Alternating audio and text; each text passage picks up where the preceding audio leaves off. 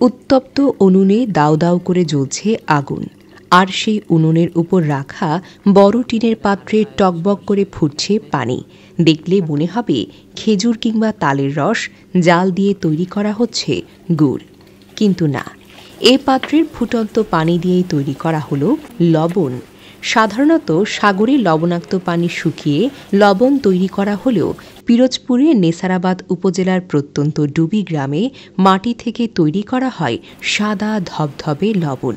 এরপর সেই লবণে আয়োডিন মিশিয়ে বিক্রি করা হচ্ছে দেশের বিভিন্ন কারখানায়। ডুবি গ্রামে ৭ থেকে ৮টি জায়গায় ৮টি কারখানায় তৈরি করা হয় লবণ। এসব কারখানার মালিকরা দেশের বিভিন্ন এলাকার লবণ কারখানায় লবণাক্ত মাটি সংগ্রহ করেন। এরপর সেগুলো পানিতে গলিয়ে জ্বালানো হয় উত্তপ্ত উনুনে, আর সেখান থেকেই তৈরি করা হয় লবণ। খুব সকালে নারীরা উনুনে আগুন জ্বালানোর পর পরবর্তী ৪ ঘন্টার মধ্যেই সেখান থেকে লবণ সংগ্রহ করা সম্ভব হয়। এরপর আরও ১২ থেকে ১৩ ঘন্টা জ্বালানোর পর পুরো পাত্রের পানি বাষ্প হয়ে লবণ তৈরি হয়।